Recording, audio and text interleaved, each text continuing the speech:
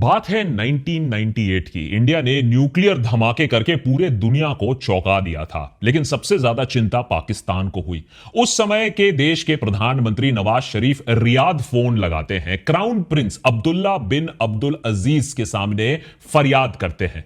क्या Saudi Arabia Pakistan का साथ देगा अगर पाकिस्तान ने भी जवाबी न्यूक्लियर धमाके किए? क्योंकि उसके बाद आने वाले सैंक्शंस देश की आर्थिक कमर तोड़ देगा, यह बात तो तय थी। पाकिस्तान और सऊदी अरेबिया के रिश्ते कितने गहरे हैं, आप इस बात से अंदाजा लगा लो कि पाकिस्तान के एटॉमिक टेस्ट के बाद सऊदी अरेबिया ने पाकिस्तान को 50,000 बैरल तेल प्रतिदिन भेजे, वो भी free of charge. Pakistan sanction से बच पाया इसी तेल के वजह से। इस हफ्ते उसी नवाज शरीफ के छोटे भाई और पाकिस्तान के मौजूदा प्रधानमंत्री शहबाज शरीफ रियाद पहुंचते हैं। नई दिल्ली के साथ घमासान के कुछ ही महीने बाद अपने पुराने दोस्त के साथ एक ऐतिहासिक समझौता पर हस्ताक्षर करते हैं। पाकिस्तान और सऊदी अरेबिया के बीच स्ट्रेटेजिक म्यूचुअल डिफेंस एग्रीमेंट अब दोनों देशों के बीच में एक फॉर्मल मिलिट्री अलायंस कायम कर चुका है, जिसके बाद एक मुल्क पर हमला दोनों देशों पर वार माना जाएगा। वैसे तो बाकी दुनिया इसे इजरायली अटैक से सऊदीज को बचाने के लेंस से देख रही है, पाकिस्तान के न्यूक्लियर अम्ब्रेला का एक्सटेंशन माना जा रहा है। लेकिन अगर सोचिए, अगर दोहा के बीच में इजराइल हमला कर सकता है और अमेरिका का इतना अच्छा दोस्त होने के बावजूद अमेरिका कतर पर यह हमला होने देता है, तो भाई पूरे बाकी जो गल्फ के देश हैं वो अपनी अपनी सुरक्षा के लिए कुछ काम तो करेंगे। लेकिन भारत के लिए यह स्ट्रेटेजिक म्यूचुअल डिफेंस एग्रीमेंट एक नई सरदर्दी बनकर आई है। न्यू दिल्ली के लिए अब यह सवाल अहम होता है कि कल मानिए एक बार फिर समय आता है जब भारत और पाकिस्तान जंग के मैदान में आमने सामने खड़े हो जाते हैं, क्रिकेट के पिच पर नहीं, असली मैदान में, तो क्या उसका साथ सऊदी अरेबिया फिर से देगा? और अगर सऊदी अरेबिया पाकिस्तान का साथ देगा तो इस स्थिति में उन 25 लाख भारतीयों का क्या होगा जो सऊदी अरेबिया में आज के डेट में काम करते हैं? इससे पहले कि हम इस सवाल का जवाब ढूंढे, इस पर फोकस करें, आपको जल्दी से यह भी बता दूं कि यह डील हमारे लिए इस हफ्ते मिडिल ईस्ट से इकलौती बुरी खबर नहीं है। अब यह भी खबर आ रही है कि अमेरिका ने भारत के लिए ईरान के चाहबार पोर्ट पर जो सैंक्शन एग्जेम्पशन था, सालों से जो एग्जेम्पशन चला आ रहा था, उसे अब खत्म कर दिया है। अभी तक अमेरिका ने भारत को इस पोर्ट पर सैंक्शन से राहत देके रखी थी, लेकिन अब की बार ट्रंप सरकार ने मोदी को दोस्त बुलाते हुए उसी के पीठ पर फिर से खंजर भोंक दिया है।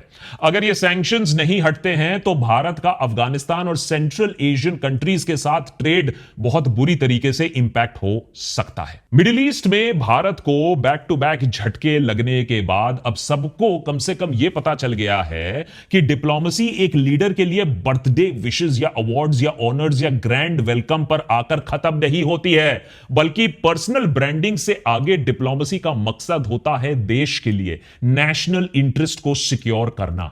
अनफॉर्चुनेटली भारत की डिप्लोमेसी और फॉरेन पॉलिसी अब सिर्फ और सिर्फ एक इंसान की पर्सनल पीआर मशीनरी बनकर रह गई है, जिसका खामियाजा अब पूरे देश को भुगतना पड़ रहा है। सोचो, जिस दिन व्हाट्सएप अंकल्स बुर्ज खलीफा पर हैप्पी बर्थडे मोदी जी वाले वीडियोस फॉरवर्ड कर रहे थे, उसी दिन पड़ोस वाले देश में पाकिस्तानी लीडरशिप अपने एंटी इंडिया अलायंस को और मजबूत करता दिख रही थी। वो आज by the way laser eyes भी आसपास नहीं दिखते हैं। पहले यूएस से बात नहीं बना पाए, फिर मिडिल ईस्ट से रिजेक्शन मिलने लगा, चाइना एससीओ में भी वो नहीं दिखे, और अब पाकिस्तान को आइसोलेट करने में बिल्कुल नाकाम रहे हैं हमारे जयशंकर जी। लेकिन माइक्रोफोन दे दो, इंस्टाग्राम के लिए बाइट बिल्कुल तैयार मिलेगी आपको। And where was the US in this process? Well, the US was in the United States. I mean, obviously there were तो देशभक्त के आज के एपिसोड में कुछ कड़वे सच। सबसे पहले तो पाकिस्तान सऊदी डिफेंस डील को करीबी से समझने की कोशिश करेंगे। इस डील के पीछे जियोपॉलिटिकल और हिस्टोरिकल कॉन्टेक्स्ट क्या है उसे देखने की कोशिश करेंगे, और क्यों आखिर सऊदी अरेबिया आज अपनी सिक्योरिटी के लिए पाकिस्तान के पास जाने पर मजबूर हो गया है। भारत पर इस डील का क्या असर पड़ेगा, इंडिया सऊदी रिलेशंस इस डील से कैसे इंपैक्ट होंगे, और फिर फाइनली देखेंगे कि टैरिफ्स के बाद अमेरिका क्यों एक बार फिर भारत के पीछे हाथ धोकर पड़ गया है, क्यों चाहबार पोर्ट पर सैंक्शंस इंडियन फॉरेन पॉलिसी के लिए एक बहुत बड़ा सेटबैक माना जा रहा है, और हां फाइनली क्या अमेरिका के बाद अब मिडिल ईस्ट भी भारत के हाथ से निकलता जा रहा है। यह बात आज सबको मालूम है कि पाकिस्तान ने अपने न्यूक्लियर बॉम्ब को बनाने के लिए साम दाम दंड भेद सब का प्रयोग किया था। पाकिस्तान के पास पैसा उतना था नहीं, लेकिन father of Pakistan nuclear bomb Abdul Qadeer Khan ने advance centrifuge technology 1980s 1990s में सीक्रेटली पाकिस्तान के अंदर स्मगल कराया। न्यूक्लियर टेक्नोलॉजी का ट्रेड भी किया, इलीगल ट्रेड भी किया लिबिया जैसे, ईरान जैसे देशों के साथ। इन सब बातों को बाय द वे खान खुद मान चुके हैं, मैं नहीं कह रहा हूं। लेकिन जिस बात की चर्चा कम होती है वो ये कि कैसे सऊदी पेट्रो डॉलर्स ने पाकिस्तान के न्यूक्लियर प्रोग्राम को इतने सालों से जिंदा रखा। इस बात का जिक्र खुद पाकिस्तान के ब्रिगेडियर जनरल फिरोज खान ने अपने किताब eating grass the making of the Pakistani bomb में खुद लिखा है। अमेरिका से एड और IMF से लोन की तो खूब बातें होती रहती हैं पाकिस्तान के संदर्भ में, लेकिन इसकी कम कि 1960 से ही पाकिस्तान को बेशुमार एड मिलता आया है सऊदी अरेबिया से। पाकिस्तान ने भी अपने थर्ड लार्जेस्ट सिटी का नाम बदलकर फैसलाबाद कर दिया in honour of King Faisal of Saudi Arabia. और तभी से एक एक्सपेक्टेशन भी रही है कि दोनों सुन्नी मेजॉरिटी देश फाइनली एक मिलिट्री टाई भी स्थापित करेंगे, जो कि फाइनली इस हफ्ते एक्चुअली हो गया, जब पाकिस्तान के all powerful military chief field marshal Asif Munir और पाकिस्तानी प्राइम मिनिस्टर शहबाज शरीफ ने इस पैक्ट को फाइनलाइज किया, हस्ताक्षर किए सऊदी क्राउन प्रिंस मोहम्मद बिन सलमान के साथ। अभी तक इस अग्रीमेंट के सारे डिटेल्स तो सामने नहीं आए हैं, लेकिन इस पैक्ट की एक जो क्लॉज है ना, पूरी दुनिया का ध्यान अपनी तरफ खींचा है, और वो क्लॉज है, and I quote, any aggression against either country shall be considered as an aggression against both. ये क्लॉज बहुत हद तक नेटो के आर्टिकल 5 की तरह है, जहां अटैक ऑन वन को अटैक ऑन ऑल माना जाता है। इसीलिए इस नए पाकिस्तान सऊदी डील को भी इस्लामिक नेटो की शुरुआत की तरह देखा जा रहा है। पाकिस्तान डिफेंस मिनिस्टर ने साफ साफ कह दिया है कि बाकी अरब देशों के लिए भी ये डील, वो इस डील का हिस्सा बन सकते हैं, and I quote, the doors are not closed. तो हो सकता है कि फ्यूचर में UAE या कतर जैसे देश भी आने वाले टाइम में इस डील का एक हिस्सा बन जाएं, जैसे सही मायनों में आप कह सकते हो एक इस्लामिक या अरब वर्जन ऑफ नेटो पैदा हो सकता है। एक और चीज, जैसा कि हम सब जानते हैं पाकिस्तान एक न्यूक्लियर पावर है।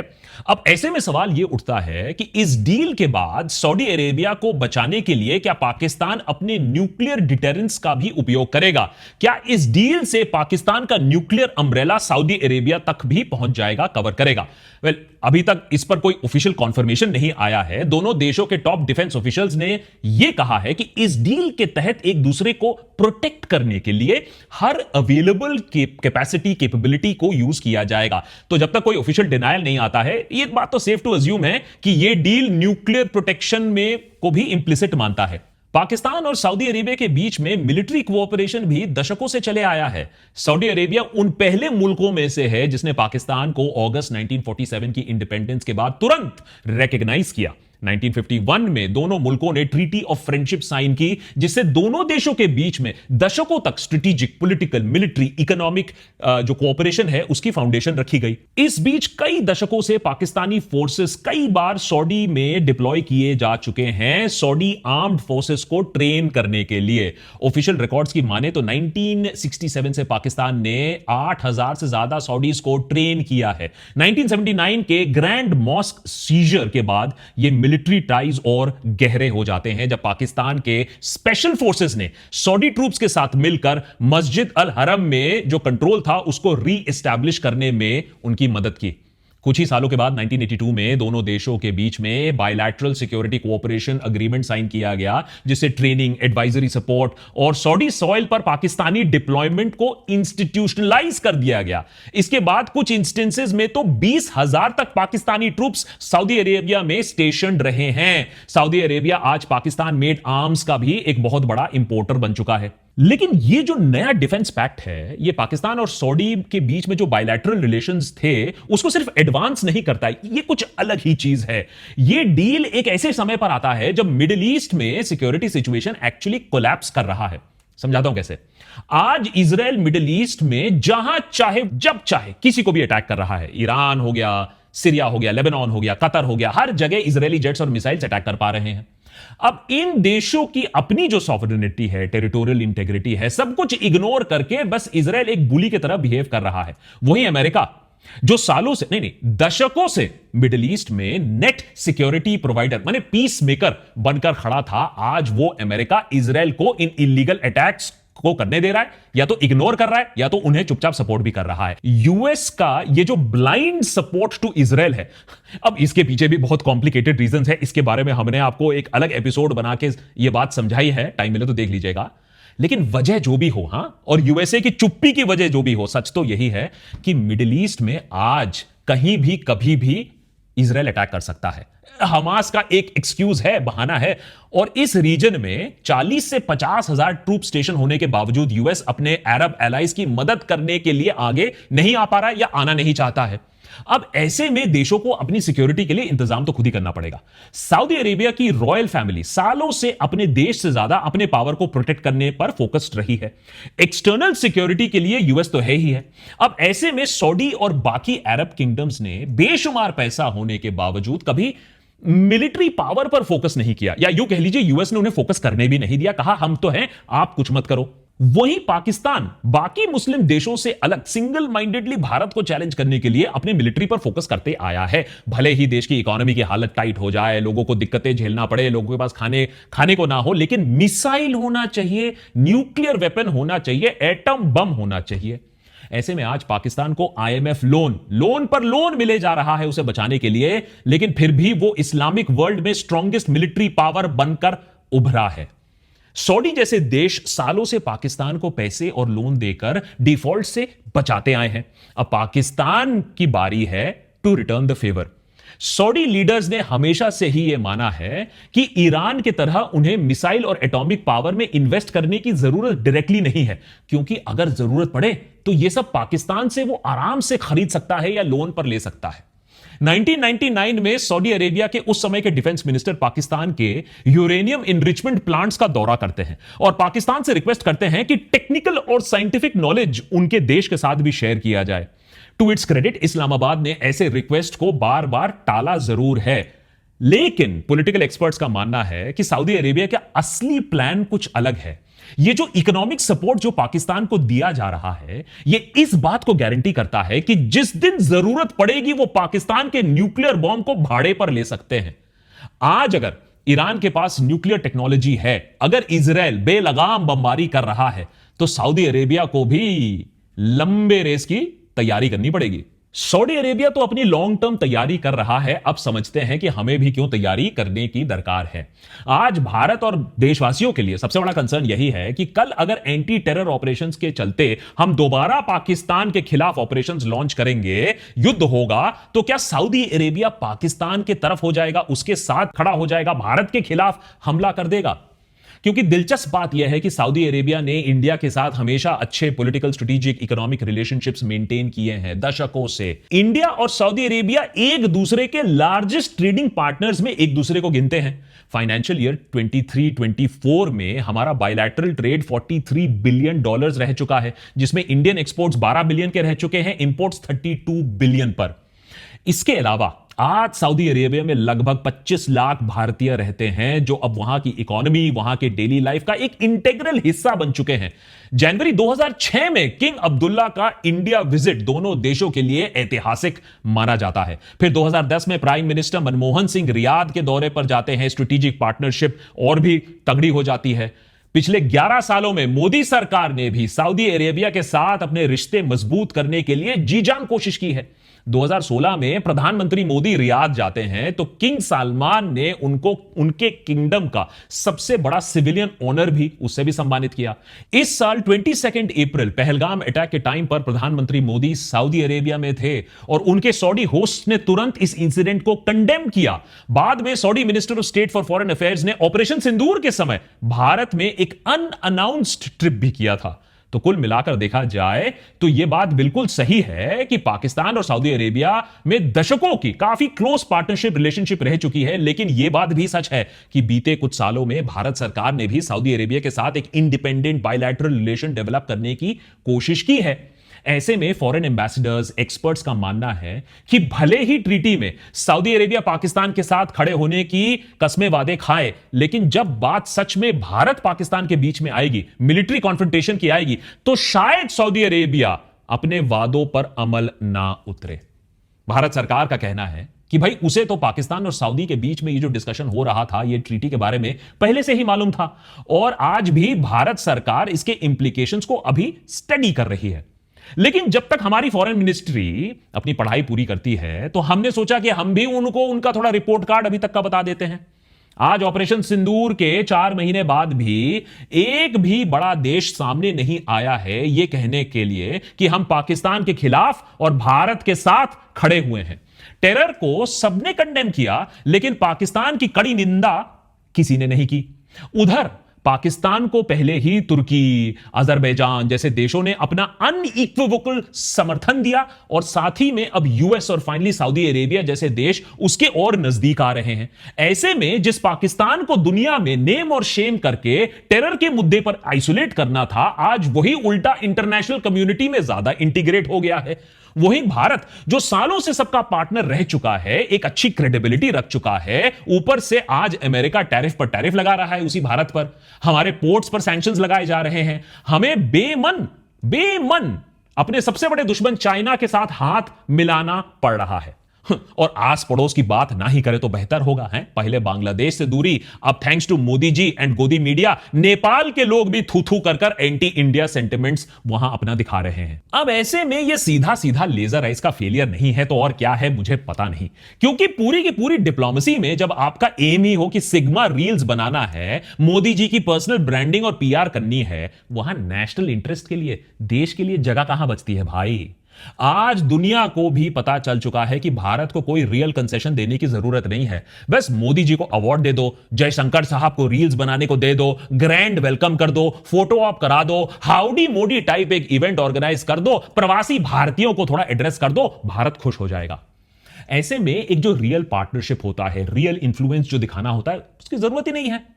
इसी लॉलीपॉप डिप्लोमेसी में सबसे बड़ा एग्जांपल अगर मैं आपको दूं तो इसी हफ्ते वो बात भी सामने आ गई, जहां प्रधानमंत्री मोदी को बर्थडे विश करके यूएस प्रेसिडेंट ट्रंप फिर से एक बार गोदी मीडिया के फौफा बन जाते हैं। सारे लोग अब टैरिफ्स में रिडक्शन की बात करने लगते हैं, कहते हैं अब तो ट्रेड डील हो ही गया। वहीं उसी समय पीछे से अमेरिका ने इंडिया के सबसे इंपॉर्टेंट फॉरेन पोर्ट पर सैंक्शंस अनाउंस कर दिए। इस हफ्ते यूनाइटेड स्टेट्स ने यह ऐलान कर दिया कि 29 सितंबर को ईरान के चाहबार पोर्ट्स के लिए सैंक्शंस वेवर अब रिवोक कर दिए जाएंगे। इससे भारत को मिली 7 साल पुरानी एग्जेम्पशन को खत्म कर देने की बात हो रही है। अब इंडिया के लिए अफगानिस्तान, सेंट्रल एशिया तक पहुंचने के लिए एक क्रिटिकल रास्ता ब्लॉक हो जाएगा। 2018 का वेवर इंडिया के लिए चाबार पोर्ट को ऑपरेट करने का एक लीगल शील्ड था। इसी लीगल कवर के भरोसे नई दिल्ली ने एक लॉन्ग टर्म लीज अग्रीमेंट भी पिछले ही साल साइन किया था, जिससे भारत सरकार की इंडिया पोर्ट्स ग्लोबल लिमिटेड या आईपीजीएल को 10 साल के लिए इस पोर्ट को ऑपरेट करने के लिए एक परमिशन मिला, अधिकार मिला। पाकिस्तान से ट्रेड वैसे में ही ठप है। ऐसे में चाबार पोर्ट हमारे लिए अफगानिस्तान, सेंट्रल एशिया के देशों तक पहुंचने के लिए एक की रूट था। इसके ऊपर चाबार हमारे international north south transport corridor का भी एक अहम हिस्सा था। पाकिस्तान और चाइना के जॉइंट वेंचर ग्वादार पोर्ट का एक रीजनल काउंटरवेट भी यही था। तो यूएस का एक झटका भारत की फॉरेन पॉलिसी मल्टीपल लेवल्स पर कैसे तहस नहस कर सकती है, यह हमने इस हफ्ते देखा। वैसे तो ये सीधा सीधा यूएस का भारत पर प्रेशर बिल्डिंग टैक्टिक है, ये बात मैं मानता हूं, क्योंकि भाई ट्रेड डील फिर से शुरू होने वाले हैं, निगोशिएशंस फिर से शुरू होने वाले हैं। ऐसे में इंडिया से मैक्सिमम कंसेशंस कैसे लिए जाएं, चलो हम यहां भी सैंक्शंस लगाने की बात कर देते हैं, वेवर हटाने की बात कर देते हैं। लेकिन coming back to the main point, USA ऐसी धमकियां हमें दे क्यों पा रहा है, इस बात को समझने की जरूरत है, इंटरनलाइज करने की जरूरत है, डिनायल मोड में नहीं रहना है। यूएस इतनी कन्वीनियंटली ऐसा इसलिए कर पा रहा है क्योंकि उसे पता है कि भारत के पास और कोई ऑप्शन नहीं है। एक तरफ हमारे पास चाइना है, $100 बिलियन का तो ट्रेड डेफिसिट हो चुका है, वो देश जो हमें खा जाएगा, हमारे देश के कुछ हिस्सों को, टुकड़ों को खाकर बैठा हुआ है। दूसरी तरफ हमारे पास यूएसए है। अब या तो हम अपने मार्केट्स खोलें उनके लिए, या तो फिर वो और सैंक्शन लगाए। चाइना के तरह हमारे पास वो पावर, वो शक्ति, वो मैन्युफैक्चरिंग नहीं है कि हम भी यूएसए के ऊपर उल्टा टैरिफ अनाउंस कर दे। तो ट्रंप मोदी को अच्छी अच्छी बातें सुना रहा है, अपना दोस्त बोल रहा है, पीछे से छुरा भी भोंक रहा है, और तब तक भोंकता रहेगा जब तक भारत उसकी बात ना मानेगा। लेकिन इसके बीच में पूरा जो मिडिल ईस्ट वो हमारे हाथ से कैसे फिसल रहा है, और पाकिस्तान के टेरर टैप के बावजूद वो कैसे आज पाकिस्तान एक जियोपॉलिटिकल स्वीट स्पॉट पे बैठा हुआ है, यह हमें अब दिखने को लगा है। चाइना हो, ईरान हो, सऊदी अरेबिया हो, यूएसए हो, सबके साथ संबंध अच्छे बना के रखे हैं, सबके पास से मदद निकाल रहे हैं। और यहां जयशंकर जी के लेजर आइज पाकिस्तान के इस डिप्लोमेसी को रोकने में असफल रहे हैं। क्या अब भी हम कोई ठोस कदम ले पाएंगे? क्या अब भी हम पाकिस्तान के खेल को एक्सपोज कर पाएंगे? या फिर चलिए रील्स पर रील्स बनती रहेंगी नहीं तो